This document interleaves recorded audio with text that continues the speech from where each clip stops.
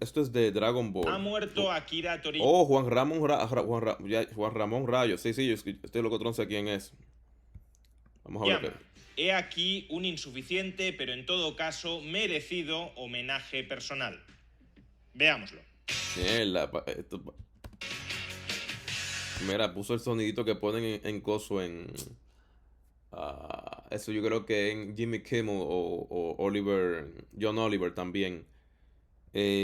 Interesantemente, mire, esto para que uno vea la influencia de Dragon Ball. Este hombre se pasa hablando de economía todo el tiempo, ¿verdad? Y creo que es de derecha también el hombre, si no mal recuerdo.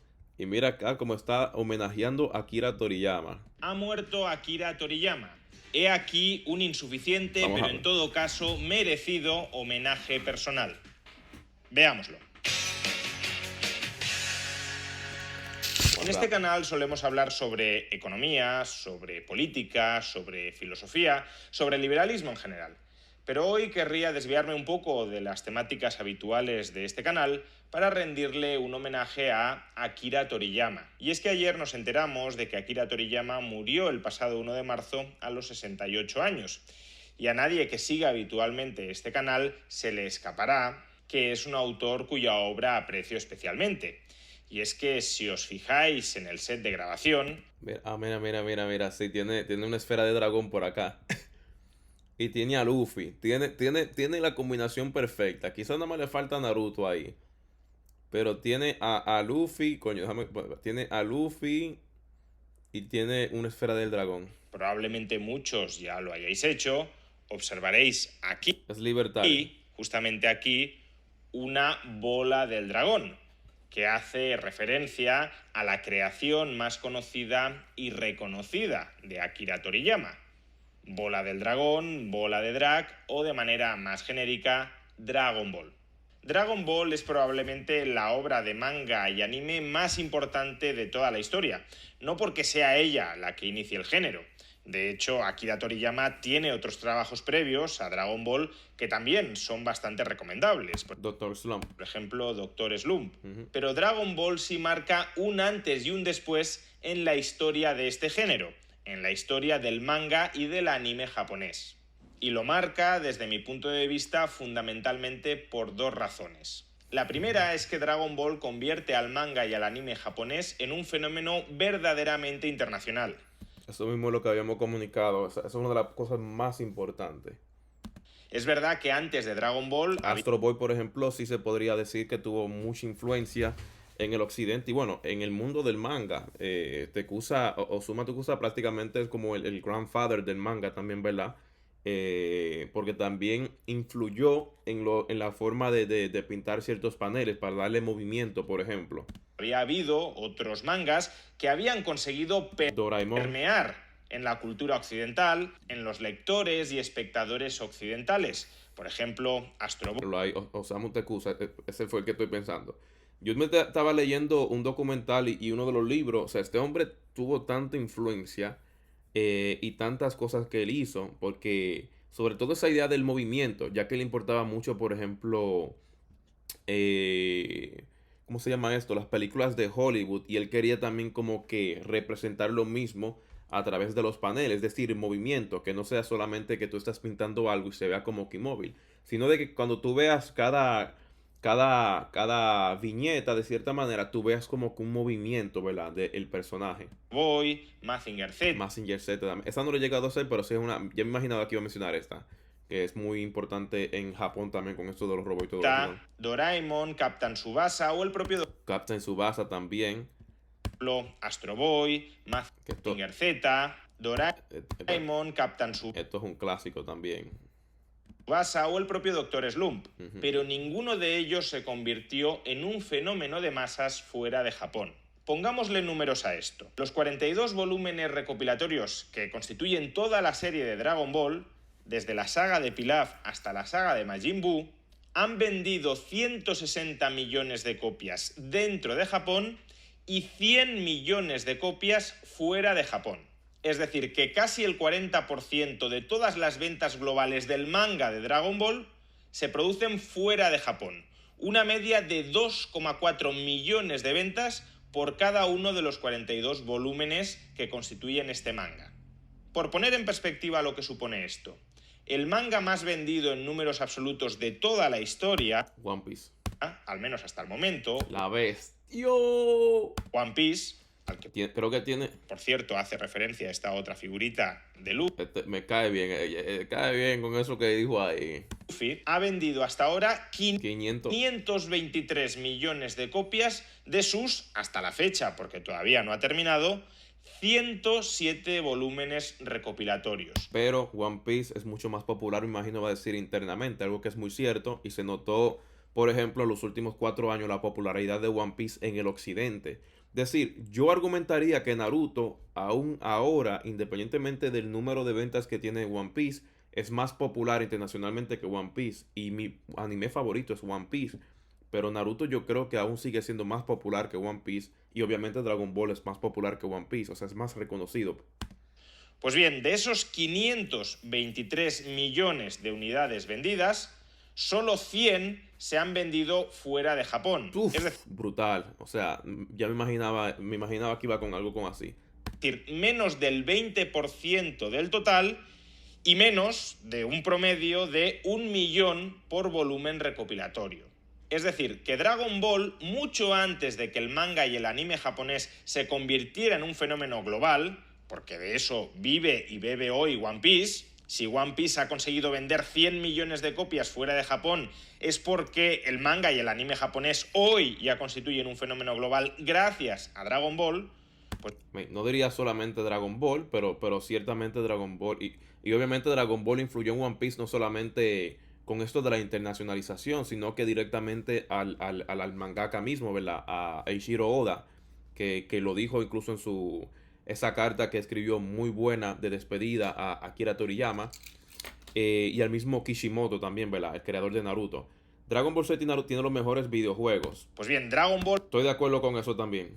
Cuando... One Piece yo no he visto un videojuego como que todavía yo pueda decir, ok, hicieron... Y tiene un mundo tan rico para hacer un videojuego brutal, pero todavía no lo he visto. Nadie había despejado ese camino, ya vendió 100 millones de copias, lo mismo que One Piece hasta la fecha, pero con menos de la mitad de volúmenes, es decir, más que duplicando las ventas medias por volumen. Y en términos relativos, alrededor del 40% de todas las ventas de Dragon Ball fueron fuera de Japón y menos del 20% de todas las ventas de volúmenes recopilatorios del manga de One Piece han sido fuera de Japón. Por tanto, hasta cierto punto cabría decir que Dragon Ball fue un fenómeno tan japonés como global. Dragon Ball, por tanto, fue la serie que globalizó el manga y el anime japonés. Totalmente de acuerdo. El que los popularizó en el resto del mundo y el que ha permitido que hoy el manga y el anime japonés sean vistos y disfrutados por masas de espectadores fuera de Japón. Y la segunda razón por la que Dragon Ball marca un antes y un después en la historia del manga y del anime japonés es que crea un nuevo género en sí mismo. De la misma manera que El Señor de los Anillos de Tolkien crea un nuevo género dentro de la literatura fantástica tolkieniana, Dragon Ball también crea un nuevo género dentro de los mangas shonen, un género que reproduce en gran medida la estructura canónica cuyas bases son sentadas por Dragon Ball. O sea, una pregunta, ¿es lo que está argumentando ahí que el shonen viene de Dragon Ball? Ahí sí estoy, sí soy ignorante, pero ese es el argumento que está diciendo Ramón Rayo acá. Pregunto a ustedes, porque yo sí he notado esta tendencia, y creo que lo he comunicado acá, que por ejemplo, en Dragon Ball sí, por ejemplo, hay personajes que después vemos en diferentes shonen, es decir, la forma de actuar, que parece que el blueprint empezó con Dragon Ball, y yo no puedo pensar en otro anime que preceda a Dragon Ball que hizo estas cosas, y Dragon Ball Z, por cierto. Cuando digo esto, estoy hablando, por ejemplo, en Goku como personaje principal de shonen, un personaje que come mucho, un personaje que no solamente que come mucho, sino como que es un espíritu libre, ignorante en el buen sentido de la palabra, ¿verdad? Como que es inocente, creo que sería mejor decir, ¿verdad? Y también tenemos personajes como Mr. Satan en esta clase de shonen, que son personajes que son cómicos, que se hacen que son fuertes ante el mundo, pero que realmente no lo son. O sea, eso es el argumento de Rayo, porque de verdad, o sea, lo ignoro, por eso estoy preguntando. No sé si ustedes sabrán de un shonen que precede a One Piece a Dragon Ball. Porque podría ser lo que dice acá. No sé, no sé, porque él dice, vamos a ver para atrás. A la literatura fantástica tolkieniana. Que esto de Tolkien está brutal porque es cierto. De hecho, yo estaba leyendo hoy que Tolkien no le gustaba el creador de Dune, ¿verdad? Dragon Ball también crea un nuevo género dentro de los mangas shonen. Un nuevo género dentro de los mangas shonen. Vamos a ver y explicar Un género eso. que reproduce en gran medida la estructura canónica cuyas bases son sentadas por Dragon Ball. Estamos hablando de series de manga y animación japonesa herederas de Dragon Ball y que son tan importantes como One Piece, como Naruto, como Bleach, como Hunter x Hunter o como Kimetsu no Yaiba. Todas ellas series que reproducen esa estructura canónica cuyas bases sienta Dragon Ball. ¿Y en qué consiste esa estructura canónica? Brutal, voy a explicarlo. Ya, buenísimo este video. Gracias por la recomendación, Real King. Se llama El Puño de la Estrella del Norte. Tendrías que buscar, voy a buscar eso después. Para ver, porque esto que dice Rayo, yo lo he pensado, pero más con los personajes mismos. Más allá que la estructura, por ejemplo, de la trama, pero con los personajes mismos incluso, ¿verdad? Que se reproducen en las diferentes series. El mismo Naruto.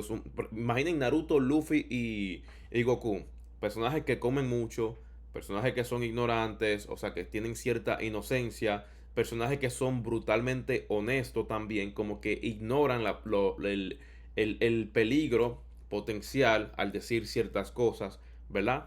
Pero vamos a ver. Pues me aventuraría a decir que tiene al menos... Sí, Dragon Ball es del 84, el primero. Dime lo que es Ranger. Pero no hay uno que lo precede, o sea, porque esto que está diciendo aquí me gusta mucho, está muy, muy, muy cool. Yo lo he pensado más en cuanto a los personajes, no en cuanto a la estructura de la trama misma.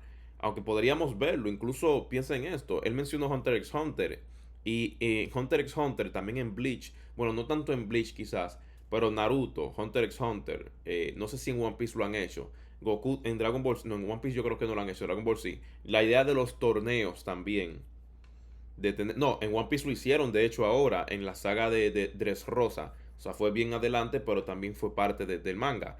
En Bleach no recuerdo si hubo una clase de torneo, pero sí la idea de tener un torneo también, ¿verdad? Menos 10 elementos. La idea también de entrenar con un maestro, qué sé yo qué. En primer lugar, se trata de aventuras cuyo propósito es tanto el autodescubrimiento personal como la salvación de la humanidad.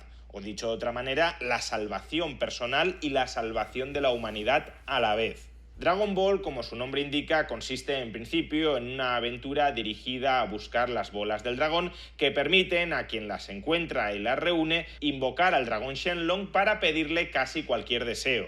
Pero en realidad es mucho más que eso, porque a lo largo de todo ese viaje, Son Goku descubre quién es realmente, no es un ser humano, sino que es un Saiyajin, y también protege y salva en diversas... Ya, no había escuchado nunca esa Saiyajin. Nunca había escuchado esa pronunciación, Saiyajin. esas ocasiones a todos aquellos que quieren esclavizar o aniquilar a la humanidad. Por tanto, como digo, es un viaje de autodescubrimiento personal que discurre en paralelo a la salvación de la humanidad. O como decía antes, salvando a la humanidad es como uno mismo descubre quién es. Y en definitiva, por tanto, salvando a la humanidad es como uno se salva a sí mismo.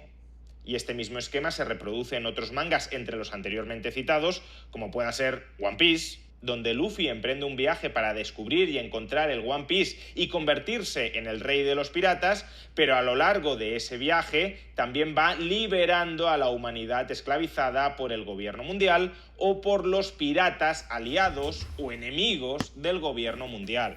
Esto me gusta tanto saber, por ejemplo, que por eso yo no voy con esa idea de que, eso de anime es para niños, por ejemplo, los videojuegos. Esta gente no toma en consideración que estos anime empezaron prácticamente con nuestra infancia. Es decir, en el occidente, por ejemplo, pensemos en Dragon Ball. O sea, Dragon Ball me precede a mí por años, ¿verdad? O sea, el Dragon Ball original, bueno, incluso Dragon Ball Z. Pero, por ejemplo, Obviamente uno ahora que es ya adulto y todo lo demás, sigue con eso. Somos la única generación, no hay una referencia para decir eso es para niños, de cierta manera, si somos la generación que creció con ello. Y a lo largo de ese Yu Yu Hakusho, viaje del mismo creador de Hunter x Hunter, convertirse en el rey de los piratas, Luffy no solo va liberando a la humanidad, sino que también va descubriendo quién es realmente, quién hay detrás de ese Monkey D. Luffy y quiénes son sus padres.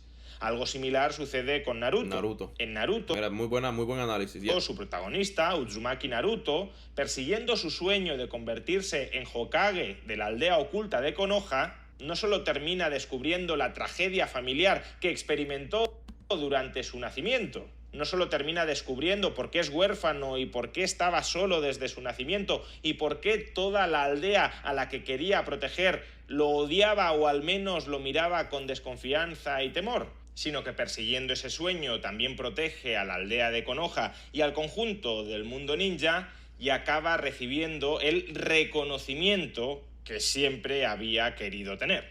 O lo mismo sucede, por ejemplo, con Bleach, donde su protagonista, Kurosaki Ichigo, no solo descubre su cuádruple identidad, humano, Shinigami, Hollow y Quincy, a lo largo de diversas sagas tratando de rescatar a sus amigos secuestrados por los malvados, Rukia, Orihime o Ishida, sino que a su vez esos secuestros o esas captaciones formaban parte de un complot más amplio para destruir alguno de los diversos planos de la realidad y por tanto, buenísimo está este video. Al salvarlos, Ichigo no solo descubre quién es, sino que también termina salvando los diversos planos. Sí, tiene buenísimo el análisis que está haciendo acá. Eso de la estructura aquí está muy cool. Los diversos mundos. Y es cierto, yo no puedo pensar un anime que preceda a Dragon Ball con esto. Yo siempre lo he pensado más en cuanto a los personajes que se replican cierta similitud en los shonen, pero que componen la realidad en Bleach. Segunda característica de esta estructura canónica de los mangas que siguen, que reproducen el esquema de Dragon Ball, la aventura de autodescubrimiento personal y de salvación de la humanidad, es en el fondo una lucha entre el bien y el mal. El protagonista no Saludo, que lo que a Wilder, que está por ahí, que lo que. Está buenísimo este video, mi gente, que le gusta Dragon Ball. Descubre quién es y no salva a la humanidad después de haber superado pequeños obstáculos, de haber esquivado pequeñas piedras en el camino, sino que tiene que derrotar absolutamente al mal absoluto. Y tiene que hacerlo además después de caer en la desesperación y casi en la derrota total. Ha de ser una victoria épica después de que el protagonista, de que el lado del bien, haya sido derrotado vilmente. Esto lo podemos observar con claridad en Dragon Ball. Por ejemplo, Son Goku derrota a Piccolo Daimao, o a Freezer o a Buu, después de que estos hayan aplastado e incluso asesinado a los amigos de Son Goku, a los maestros de Son Goku y en algunos casos incluso al propio Son Goku. Y esto mismo cabe decirlo, por ejemplo, de Naruto frente a Pain o frente a Madara. También cabe decirlo en Bleach de Ichigo respecto a Aizen o a Yhwach, o más recientemente también cabe decirlo en One Piece de Luffy respecto a Kaido. Tercera característica de... Oye, pero Rayo está activo con el anime, señores. Este tipo... Este hombre debería hacer su comunicación de anime también. Casi de anime. Los buenos son absolutamente buenos, incluso inmaculadamente buenos. Frente a la tendencia más actual, muy presente por ejemplo en obras como Canción de Hielo y Fuego, de crear personajes... Sí. Esto es interesante, que creo que lo que estaba diciendo con el personaje, por ejemplo, con Goku, que tiene esta idea muy inocente, que es yo qué. Y Game of Thrones, que de hecho ahora estoy leyendo el segundo libro. ¿Cómo que se llama el segundo? Obviamente la serie de libros se llama Una canción de Ice and Fire. Se me olvidó el nombre del segundo, A Clash of Wars, yo creo que algo así. Pero es cierto, los personajes en Game of Thrones son complejos. O sea, se parecen a humanos realmente. Son malos y buenos. Que son una mezcla explosiva de bondad y de maldad, de justicia y de corrupción, de civilización y barbarie. Personajes que pueden... Todavía no sé, Ranger. Pueden comportarse en ciertos contextos de manera muy recta y en otros de manera muy traicionera. En Dragon Ball y en las obras que siguen, que emulan a Dragon Ball, Los buenos son siempre buenos e inmaculadamente buenos. Los buenos son la máxima expresión de la bondad posible. Lo que se busca es extremar la diferencia, el contraste entre el bien y el mal, para que la derrota del mal a manos del bien sea todavía más clara y contundente. De hecho, los buenos en Dragon Ball y en estos otros mangas ni siquiera son buenos porque hayan aprendido o racionalizado que han de ser buenos, o porque quieran señalizar virtud ante los demás mostrando cuán buenos son. Los buenos son buenos desde la cuna y en muchas ocasiones incluso después de haber padecido infancias terribles. Ahora bien, no confundamos bondad con perfección, porque los... Voy a ver Ranger de nuevo porque todavía no sé si le he elegido como última instancia, porque tengo otra cosa en mente y otra serie que han aparecido también. En Hunter x Hunter los personajes también no son ni buenos ni malos, son bastante grises. Ahí también vamos a ver. I don't know, porque por ejemplo, yo creo que en lo último quizás podríamos hablar de ciertos colores grises, ciertos matices así. Por ejemplo, con Gon, que Gon sí tiene esta inocencia, pero Gon no le paró a eso después de lo que le hizo a Pitu, vamos a decir, cuando se volvió grande y todo. Personajes buenos. Pero podríamos decir que hay una justificación, I don't know. En estos mangas son buenos, pero desde luego no son perfectos. En muchos casos son ingenuos, bobalicones o incluso escasamente empático frente a los demás. Por ejemplo, Son Goku es la encarnación misma de la bondad, no tiene ninguna arista posible de maldad, pero al mismo tiempo es un padre y un marido bastante mejorable. Es una especie de niño grande que incluso en la cuarentena solo piensa en ejercitarse, en luchar contra otros que quieran luchar voluntariamente contra él y en proteger a los suyos, aun cuando todo eso suponga desatender sus obligaciones como marido o como padre. Y esta misma ingenuidad buenista la podemos observar muy claramente ese capítulo está heavy. En Luffy. Ese Oda tiene una mente brillante. O sea, el Locotrón cogió todo lo que puso a través de las diferentes culturas y lo puso en One Piece, en las diferentes islas. Este es el barco de Moira, ¿cómo se llama? De Gecko. Esta parte está brutal, dice que los zombies, y hay un viejo que parece un zombie, que no, yo soy un viejo golpeado.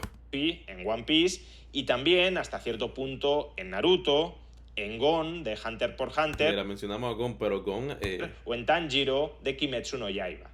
Cuarta característica, no solo se trata de que los buenos sean muy buenos, sino que en estos mangas los malos son extremadamente malos, aunque eso sí, siempre dejando un cierto espacio para su redención. Como Vegeta. El sueño, la aspiración, la ambición de los malos en estos mangas es la inmoralidad absoluta. Esclavizar o aniquilar a la humanidad no porque quieran aspirar a fines mayores, no porque esclavizar o aniquilar a la humanidad sea un medio para alcanzar fines superiores, no. Su mismo fin es hacer el mal, es esclavizar. Esto es muy, por ejemplo, ahí podríamos hablar incluso de influencia de cuentos, de cosas de Disney, que mantienen esta idea de binario en cuanto a virtud y que yo qué. O aniquilar a la... Rick, hola, ¿qué día hace? Yo hoy mismo empecé reaccionando a música. De hecho, reaccionamos a lo de Aldo primero y luego reaccionamos a algo de Sabueso. Ahora fue que empezamos a ver esto de Akira Toriyama. La humanidad por el mero placer egoísta de hacerlo. Pero como digo, y pese a todo lo anterior, pese a encarnar el mal absoluto, los malos en estos mangas suelen tener la opción, y suelen aprovecharla, de redimirse, de volverse buenos o al menos neutrales.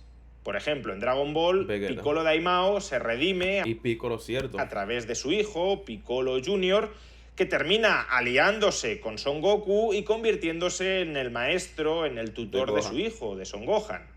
De la misma manera, Buu se redime de dos maneras. El Buu gordo se redime... Interesante, él está mencionando, es cierto, Buu también. Porque se... Buu... y no ha mencionado Vegeta. Bueno, y el Buu malo se redime reencarnándose en Up. ¿Cuál tema es ese? Que deviene el discípulo de Son Goku. A su vez, el príncipe Vegeta se redime convirtiéndose... Interesante cómo lo pronuncian. Estoy escuchando varias pronunciaciones distintas en España y de diferentes. Por ejemplo, dijo Saiyajin ahorita. Dijo Vegeta, fue ahora, lo que él dijo. Discípulo de Son Goku. A su vez, el príncipe Vegeta... Vegeta, él dijo. Se redime convirtiéndose en el mejor amigo de Son Goku, en su compañero de armas y también, de alguna manera, nacionalizándose terrícola al conformar una familia con Bulma. E incluso en Dragon Ball Super, la última y más reciente de las series de Dragon Ball, Freezer, el emperador del mal, termina redimiéndose. Es cierto, y Freezer también, que bueno, ese es el personaje favorito uniéndose a las filas del universo 7 para salvar a este universo de su borrado por parte de Zeno. Ocelot. Y este mismo patrón de malvados destructores que acaban redimiéndose lo podemos observar también en otros mangas. Por ejemplo, en Naruto, Gaara se redime convirtiéndose en Kazekage de la aldea oculta. Muy buena observación, y es cierto. Eso suele suceder mucho en los shonen también. En los shonen en general también. En One Piece, ¿cuál podríamos decir? Bueno, Boogie. Aunque Boogie tampoco, es que I don't know.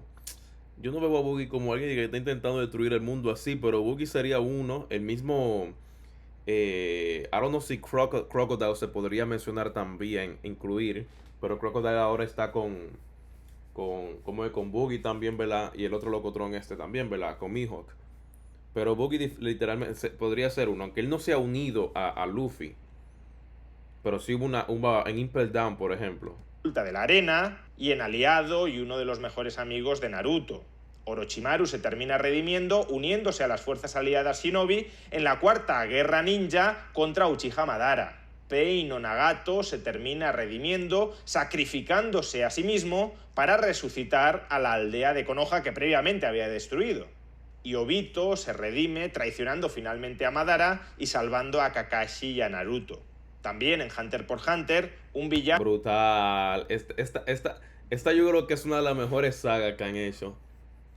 Brutal esta saga. Esta historia está brutal. Tan extremo como Meruem se termina redimiendo en sus últimas horas, muriendo en paz con Komugi.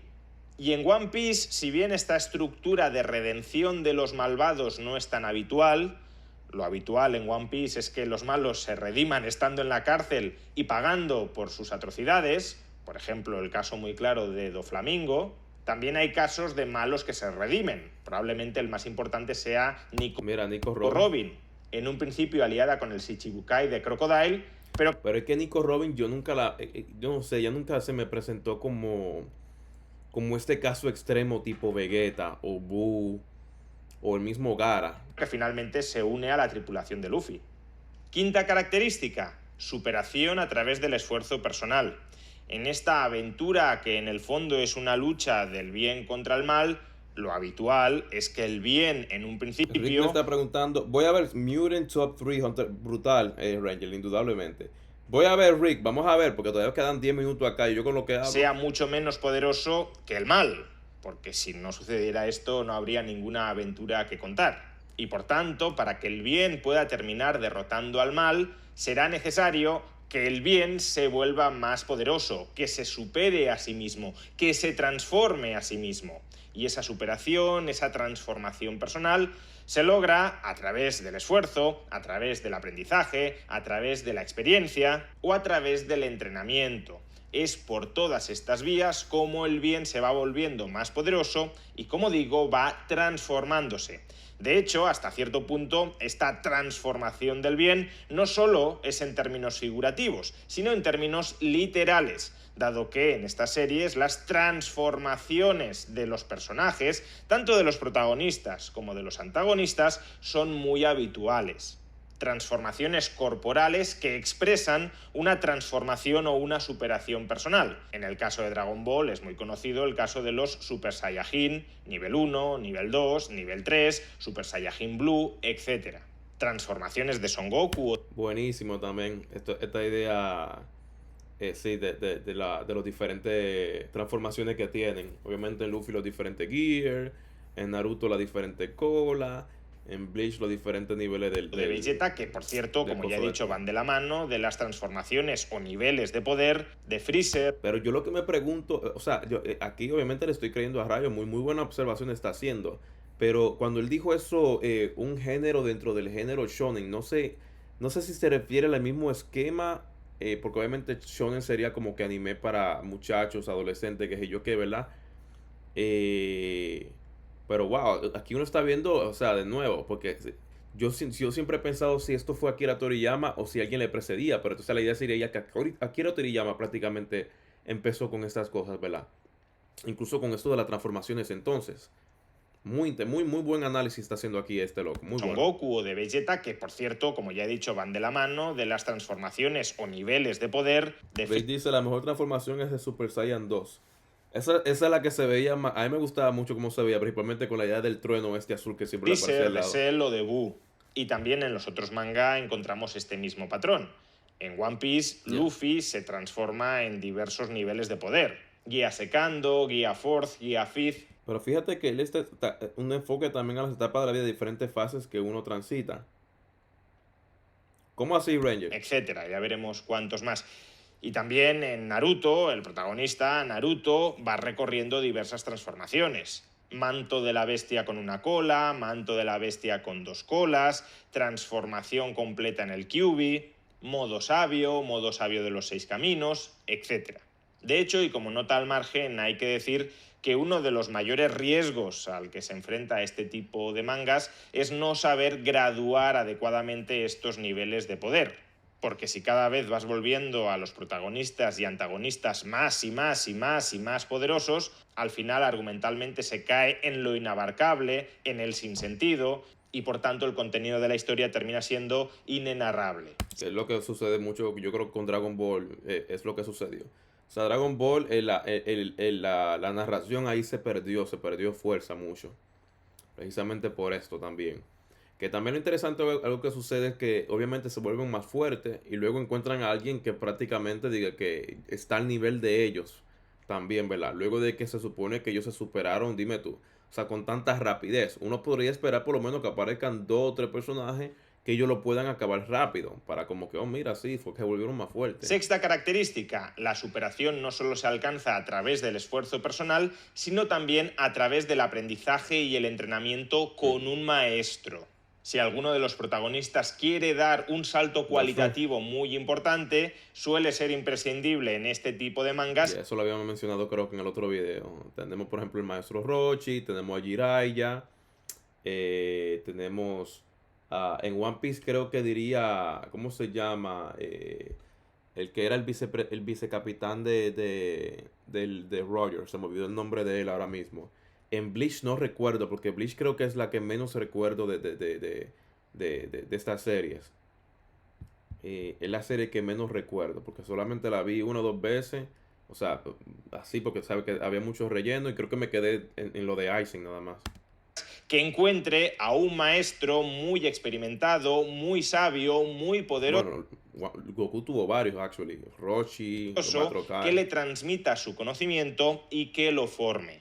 En estas series los ancianos no tienen por qué ser personajes débiles e inservibles, sino al contrario, seres muy poderosos, muy doctos e incluso muy temibles. Pues ellos mismos son el fruto de décadas o siglos incluso de entrenamiento, experiencia y superación personal. En Dragon Ball, Son Goku tuvo como maestros en primer lugar a su abuelo Gohan, en segundo lugar a Muten Roshi, en tercer lugar a Karin, en cuarto lugar Muten Roshi. Ese yo creo que es el nombre literal en Japón, Muten Roshi también, ¿no? A Kamisama, en quinto lugar a Kaito y en sexto lugar y más recientemente a Whis. Pero también Naruto tuvo como maestros a Iruka, a Kakashi, a Jiraiya o a Fakusaku. Y en One Piece, después del desastre en el archipiélago Shabondi, el rey oscuro Rayleigh es quien entrena a Luffy. Séptima característica de este tipo de mangas, la superación personal a través de la rivalidad. En Bleach era el borrachón capitán. ¿Cómo que se llama? Sí, ese loco, sí es cierto. Pero es que yo no recuerdo el nombre, que ya no me acuerdo de eso. Característica de este tipo de mangas, la superación personal a través de la rivalidad. No solo se trata de superarse personalmente a través del esfuerzo propio o a través del aprendizaje con maestros reverenciales. El tercer motor de la superación personal es la rivalidad entre compañeros. El protagonista suele tener un alma mater, un compañero de armas, con el que compite para ver quién supera, quién se vuelve más poderoso que quién. Esa competencia además suele ser ferocísima, hasta el punto de que el compañero de armas puede terminar corrompiéndose por la envidia de no ser capaz de superar al protagonista siempre. El caso más claro en Dragon Ball es la dupla Son Goku-Vegeta, pero recordemos que previamente también lo había sido... Ya, le queda Dragon Ball. Déjenme saber si quieren ver Dragon Ball también, porque esa serie yo la vería. Pero estoy hablando de Dragon Ball cuando él es pequeño. Que ese es mi favorito de la serie de Dragon Ball. Dragon Ball cuando es pequeño. O sea, súper cómico. Hay varias lecciones, varias cosas. Y a mí siempre me causó gracia la cabeza de Krillin cuando era pequeño y Goku. Que él era incluso un poquito gordito. Miren a Goku acá. Espérense. Goku cuando era pequeño era un poquito gordito incluso, miren. Y era bien inocente. Por eso me gustó mucho la saga de One Piece cuando presentan a Luffy con su hermano y, con sus dos hermanos, ¿verdad? Porque también me dio esa experiencia como que de aventura, como cuando era niño. Me dice, tienes que ver Red Zero, es la historia de un muchacho común y corriente como nosotros, ¿verdad? Un humano común de personajes rotos, pues sin ninguna ventaja. De hecho, no es tiene inteligencia regular. Créeme que la tengo en consideración, Ranger. Yo lo que también tengo varias cosas también en la cabeza. Incluso series, obviamente, de vida real como de Netflix o incluso Amazon. Dragon Ball es más basado en la aventura y en la comedia que en la acción. A mí me gusta mucho más Dragon Ball. Por la historia, por la aventura precisamente. Por esa misma palabra, la aventura. Dragon Ball es la dupla Son Goku-Vegeta, pero recordemos que previamente también lo había sido Son Goku-Krilin. En Naruto nos encontramos con una rivalidad parangonable a la de Son Goku y Vegeta con el caso de Naruto o Sasuke. En Hunter x Hunter la cierta rivalidad entre Gon y Killua. Pero yo no veo una rivalidad aquí entre ellos dos.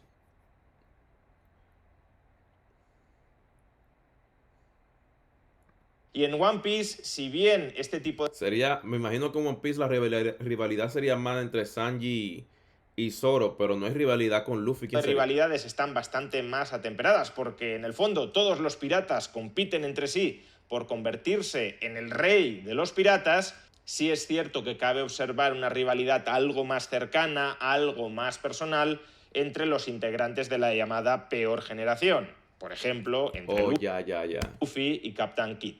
Octava característica canónica de este tipo de mangas. Está haciendo un análisis buenísimo, Rottweiler. Guts es el mejor protagonista que he visto, no sé. El de Berserk. Sí, pero Berserk no es shonen, Berserk ya entra en seinen. La fraternidad como nexo de unión básico entre los buenos. Que exista rivalidad entre algunos de los buenos no es óbice para que al mismo tiempo haya un fortísimo compañerismo. Y es que si los malos cuentan normalmente, y salvo casos excepcionales de locos solitarios destructores, como pueda ser, por ejemplo, Buu, o como pueda ser Uchiha Madara en Naruto. Todo el mundo está aquí sorprendido. Sí, es un análisis buenísimo que está haciendo el loco. Si los malos, en general, cuentan con organizaciones criminales, en Dragon Ball, por ejemplo, Freezer tiene su propio ejército, con sus soldados, sus lugartenientes, Zarbon y Dodoria, y también su cuerpo de élite, las fuerzas especiales Ginyu. En Naruto, Akatsuki es una banda criminal cuyo objetivo es destruir el mundo ninja. En One Piece, tanto la Marina, como los Shichibukai, como los Yonkou, tienen su propio ejército y esta división en One Piece está tan brutal. Su propia jerarquía de mandos. En Bleach, tanto los Shinigamis en la Sociedad de Almas, los Hollows en Huecomundo o los Quincy's tienen también su propio ejército y sus propias... Esto de los Quincy lo mencioné ahorita. Eso es la última saga de Bleach, pues yo no recuerdo eso. Huecomundo o los Quincy's. Esto yo no lo recuerdo, yo no recuerdo estos personajes. Tienen también su propio ejército. O esto es lo nuevo, lo que está sucediendo ahora. Sus propias jerarquías, capitanes, vicecapitanes, etc. En Hunter x Hunter no solo encontramos al Genei Ryodan, sino que las hormigas quimera son en sí mismas un ejército con toda su cadena y su jerarquía de mandos, en última instancia comandadas por Meruem. Y en Kimetsu no Yaiba el demonio Muzanki Butsuji tiene a las 12 lunas demoníacas. Por tanto, si las fuerzas del mal cuentan con un ejército o al menos con una banda criminal... ¿No crees que en Dragon Ball Super dañaron al protagonista? ¿De qué maneras lo ves, Rick? Yo de nuevo Dragon Ball Super me gustan las peleas, la animación está muy buena, pero la historia, o sea, la narración la veo muy vacía. O sea, Dragon Ball después, por ejemplo, después de incluso de Cell, yo creo como que perdió mucha fuerza la narración. criminal. Lo nuevo de Bleach, sí, pero yo no lo estoy viendo, por eso es. Las fuerzas del bien también tendrán que unirse, la unión hace la fuerza, para combatir a las fuerzas del mal. Y en ese sentido, el principal nexo de unión que existe dentro de las fuerzas del bien es el compañerismo, o incluso podríamos ir más allá y hablar de la fraternidad, porque los propios protagonistas terminan convirtiéndose en algo así como hermanos, a pesar de que no los unan lazos de sangre. A diferencia de lo que puede suceder dentro del bando de las fuerzas del mal, donde los jefes pueden sacrificar, asesinar a los peones meramente porque han fracasado en una misión, o meramente por el placer sádico de verlos sufrir, entre los buenos impera el deber irrestricto de defender, de proteger a los nakamas. Y ese deber no discurre tanto desde los débiles a los fuertes, que es lo que ocurre en el caso de los malos, sino más bien desde los fuertes a los débiles, porque nobleza obliga. Por ejemplo, en Dragon Ball, Son Goku se sacrifica con Raditz para salvar a Piccolo y a su hijo Son Gohan, y posteriormente vuelve a sacrificarse ante Cell para proteger a los suyos. José Ceronín acaba de seguirte. Gracias por seguirme, Locotron. Déjame ver ahí lo que dice acá. Gods, déjame ver, no creo que el nuevo de Luis es más como un niño de comportamiento. Sí, pero eso es como una tendencia que uno ve mucho en los shonen, porque Luffy es lo mismo también. Naruto, yo creo que Naruto sí yo vi un cambio, por ejemplo, en Naruto Shippuden, sí le veo un desarrollo en cuanto a su forma de inocencia. Naruto no es tan inocente en Naruto Shippuden, por ejemplo. Goku mantuvo esa inocencia, incluso cuando adulto. Luffy, y Luffy después de los 2 años incluso que pasaron, por ejemplo, después de la Gran Guerra esa, aún mantiene su inocencia. Gon, vamos a ver ahora, porque ustedes saben que todavía están desarrollando eso, pero Gon cuando ocurrió lo de Pitu, ¿verdad? Que se volvió grande y todo lo demás, sí hay como I don't know, vamos a ver. Y en última instancia al conjunto del planeta. También Naruto en muchas ocasiones pone su propia vida en riesgo para salvar, para rescatar a Sasuke de su propia autodestrucción. Y esto es una muy buena, esto está bien cool, esta observación, muy buena. Vida en riesgo para salvar, para rescatar a Sasuke de su propia... A Naruto sí le interesan las mujeres Goku, no, eso también es cierto. Es una diferencia que uno podría ver, que de hecho a Luffy tampoco le interesan las mujeres. De hecho, en los shonen creo que una de las características es que no están estas ideas, por ejemplo, o sea, en promedio, ¿verdad? No están estas ideas de crear relaciones. Es una idea de la acción, de la aventura y todo esto. Porque a Oda le preguntaron, si ustedes han leído el manga, saben que en la parte de atrás hay una sección de preguntas. Y ahí le preguntaron si iba a haber una clase de relación. Y él dijo que no, porque lo importante aquí es como que la historia, vamos a decir, ¿verdad? Pero Luffy tampoco le interesan las mujeres. Lo interesante es que se parece mucho a lo que ocurre al principio en Dragon Ball con Goku y Milk, ¿verdad? Porque recuerden que Goku en Milk, creo que es en el capítulo 5 o 4 de Dragon Ball normal cuando él es pequeño, que él como que dice, ok, me voy a casar. Goku no sabe lo que es eso, pero la muchacha sí está para Goku desde el principio, ¿verdad? Lo mismo ocurre con Luffy y Hancock. Hancock está para Luffy, pero Luffy ignora que Hancock está enamorada de él, ¿verdad? Eso es súper interesante. En Naruto lo contrario, Naruto sí tiene interés. Eso es una diferencia que podríamos encontrar en cuanto a esta estructura también de estos personajes que como que tienen cierta similitud. En Bleach no recuerdo de Ichigo, no recuerdo muy bien Ichigo. Gon es un niño, Gon también, o sea, Gon no le tapa, ahí no está esta idea de relación que sí o qué, pero no puedo recordar si hay una muchacha que está enamorada de Gon. Autodestrucción. Y en One Piece, Luffy también pone su vida y la de su tripulación en riesgo para salvar a sus nakamas que han sido secuestrados por los malvados y en última instancia por los fantasmas del pasado que los atormentan. Es el caso, por ejemplo, de Nico Robin, de Sanji o de Jinbei. Imagino que Ramón Rayo debe estar disfrutando mucho One Piece por toda la política que tiene y la idea de economía que puede encontrar acá. Que los atormentan. Es el caso, por ejemplo, de Nico Robin, de Sanji o de Jinbei. Novena característica, la existencia de lo que podríamos llamar armas nucleares con capacidad para la destrucción, pero también la salvación global. Dentro de estos mangas, en medio del combate que describen entre las fuerzas del bien y las fuerzas del mal, suele existir algo... Mira, que yo creo que todavía uno puede seguir añadiendo más cosas Bueno, vamos a ver. Un tipo de poderes ocultos ancestrales con una enorme capacidad tanto para destruir como para crear. Estas armas nucleares, que actúan dentro de la historia como auténticos deus ex machina, son en sí mismas instrumentos neutrales, son amorales. Que se utilicen para el bien o para el mal dependerá de quién llegue a controlarlas y del uso que quiera darles. De ahí que dentro de la historia tengan un enorme potencial para desequilibrar la balanza, ya sea en favor del bien o en favor del mal. Y por eso parte de esa aventura dentro de la que se desarrolla la lucha entre el bien y el mal se termina orientando hacia la búsqueda, la captura, el encuentro de esas armas nucleares que tienen el potencial de darle la victoria al bien o de darle la victoria al mal. El caso más claro de estas armas nucleares en Dragon Ball son las propias bolas del dragón, que tienen tanto la capacidad de concederle a los malos la juventud o la vida eterna. Esto es una muy buena observación también, o sea, la forma porque en One Piece también podríamos hablar de esto, cuáles son las tres almas ¿cómo que se llama? Que tienen nombre de dioses, de hecho. En Naruto serían los diferentes animales, el Kyuubi y cuanto todo esto, también ¿verdad? la capacidad de otorgarles a los buenos el deseo de deshacer todo el caos y la destrucción que han provocado los malvados.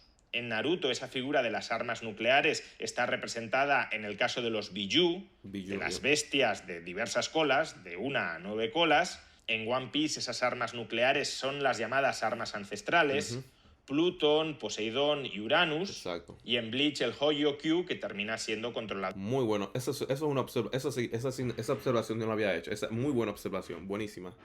Bestias de diversas colas, de 1 a 9 colas. En One Piece esas armas nucleares son las llamadas armas ancestrales, Plutón, Poseidón y Uranus. Y en Bleach el Hoyokyu, que termina siendo controlado por Aizen. Y la décima y última característica que atribuiría a este tipo Buenísima observación esa que él hizo ahí, buenísima. de mangas que siguen más o menos la estructura canónica de Dragon Ball es el humor en medio incluso de la adversidad y la tragedia. Aunque como hemos visto, estos shonen son aventuras épicas donde uno alcanza la autosalvación a través de la salvación de la humanidad, derrotando a las fuerzas del mal después de haber sido sumido en la desesperación más absoluta, en la derrota casi aplastante, en todos estos mangas también existe una voluntad expresa de mantener siempre la capacidad de humor y de hacer reír en casi cualquier situación. Las notas puntuales de humor, no estoy diciendo que todo el manga sea humorístico ni mucho menos, pero intercalar notas puntuales de humor sirve tanto para mantener el interés y la atención del espectador, sobre todo cuando esas notas se colocan en momentos extemporáneos, no esperados, cuanto también para mostrar que incluso en medio de la adversidad más absoluta, siempre hay margen para sonreír. Además, estas situaciones humorísticas suelen proceder de la ridiculización, de la exageración, de algunos de los vicios posibles de Ya se vio, esa no la he visto. la personalidad. De tal manera que el humor también se utiliza indirectamente para criticar estos vicios. Es el caso, por ejemplo, de la gula, un vicio en el que pueden caer Son Goku, Luffy o Naruto. También es el caso de la lujuria, vicio en el que caen... Este es otro personaje que es muy común, creo que lo habíamos hablado también, esto es obvio, ¿verdad? Jiraiya. Por ejemplo, Muten Roshi en Dragon Ball, o Sanji en One Piece, o Jiraiya en Naruto. O el caso de la ira, o más bien la irascibilidad, que es lo que le sucede, por ejemplo, a Chi-Chi en Dragon Ball, a Nami en... Chi-Chi. Una pregunta, era Milk que se llamaba, ¿verdad? En español, Milk, si no me equivoco. O sea, me llama la atención muy bien porque sé que en el español con la traducción, o sea, de España, obviamente le ponen diferentes nombres a diferentes personajes, incluso al ataque, Onda Vital, lo dijeron por ahí, ¿verdad? Al Kameha, pero Chi-Chi llaman ella entonces. Que es lo que le sucede, por ejemplo, a Chi-Chi en Dragon Ball, a Nami en One Piece o a Sakura. Mira, esta observación muy buena también. Mira, muy cool, eso no lo había pensado. Muy buena, es cierto. En Naruto. Es verdad que a tenor de todo lo que he descrito, podríamos pensar que estos mangas tienden a caer en un maniqueísmo simplista exagerado. Pero lo cierto es que también sirven para transmitir desde la misma infancia a lectores Milk como la recuerdo, sí. y espectadores Valores tan importantes para vivir una buena vida como pueden ser la superación personal, el aprendizaje continuado, la honorabilidad, el sentido de justicia, la cultura del esfuerzo, la superioridad del bien frente al mal, la perseverancia, el perdón, el deber de ayudar a los débiles, el respeto hacia los mayores, la entrega desinteresada hacia tus amigos o el rechazo de los vicios de la personalidad. Por todo ello, tanto por lo que creó directamente cuanto por lo que contribuyó a crear indirectamente, creo que hay que reconocer que Akira Toriyama creó un universo maravilloso que marcó de una manera muy clara la infancia y la adolescencia de millones de personas. No es que el universo específico de Dragon Ball sea el universo con las mejores tramas argumentales o con los personajes más variados, complejos y desarrollados de todos los mangas shonen. No es así. Pero sí es un universo que transformó para siempre la cultura del manga y a través de ella la vida de todos sus aficionados. Ese universo, el de Dragon Ball, se cierra definitivamente con la muerte de su autor, de su creador, de su inventor, pero seguirá acompañando durante toda su vida a muchas generaciones presentes y futuras. Descanse en paz, Akira Toriyama, y muchísimas gracias por tantas horas de emoción, de diversión, de alegría, de imaginación, de expectación y, en última instancia, de pasión. Buenísimo le quedó el video. Brutal, brutal. ¡Ey! ¡Ey! Brutal, brutal. Le quedó buenísimo. Mira, yo estoy suscrito. Buenísimo le quedó el video. Un video duraco hizo el loco. Y mira que incluso en la parte de comedia, por eso digo, como que uno puede encontrar personalidades muy similares en los diferentes shonen. Porque, por ejemplo, esas dos me gustaron, esas últimas dos. Yo no había pensado, por ejemplo, en eso de la ira. Es cierto, no había visto esa similitud, pero es cierto. Milk le da golpe a cada rato a Luffy, a Luffy, a Goku. En One Piece sería Nami, ¿verdad? Y en Naruto sería Sakura, es cierto. Y la otra observación que él hizo, que no recuerdo anterior a esa, pero incluso en cuanto a los personajes, por ejemplo, uno ve así, por ejemplo, esta clase de personajes que uno lo ve mucho en Shonen, ¿verdad? Que de nuevo es parte de humor, que presentan un personaje diga que es poderoso.